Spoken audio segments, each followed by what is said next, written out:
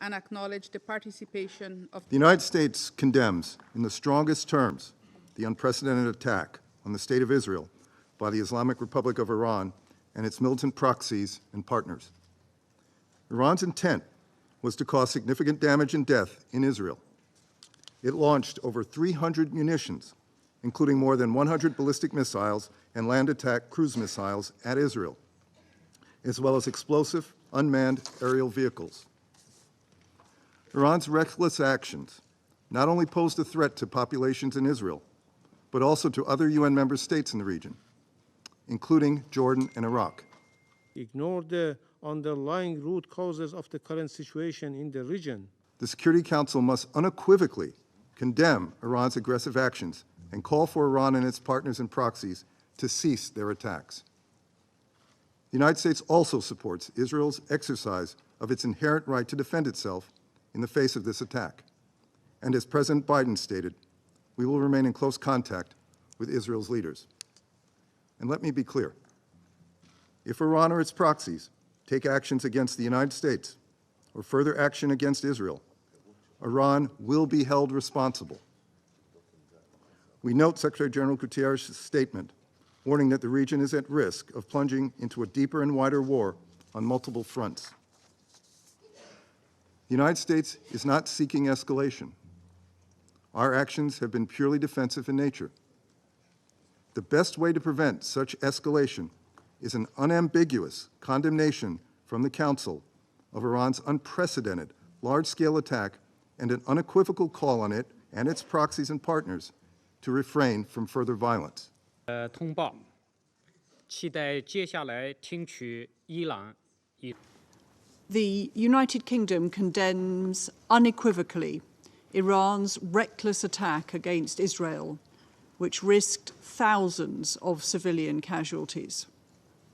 The scale and nature of Iran's heinous assault, the first direct attack from Iran on Israeli soil, poses grave risks to the security and stability of citizens across the Middle East. Thank you, Madam President. I also thank... No one wants to see further bloodshed. The United Kingdom is also continuing to work urgently alongside the international community to stabilise the situation and prevent further escalation. It is vital that all parties exercise maximum restraint and refrain from any action that may heighten tensions further in the region. The Middle East is experiencing one of the bleakest and most volatile periods in modern history, which risks spiraling out of control if all sides do not take a step back. This was a point that Malta stressed on 2nd April following the deplorable attack by Israel on the Iranian diplomatic premises in Damascus on 1st April. We had stressed the need for de-escalation and for maximum restraint to be exercised by all actors in the region. Regrettably, these calls for caution have been disregarded given the recent developments. For his important briefing on the latest gravely concerning development. Iran's direct targeting of the State of Israel risks regional catastrophe, with innocent lives bearing the brunt of all hostilities. We stress that international law, including international humanitarian law, must be respected at all times.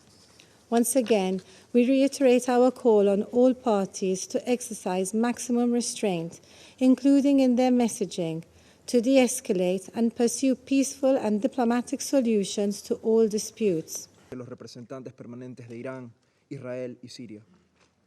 Los ataques ejecutados. If you like this video, then like, share and subscribe to ET Now.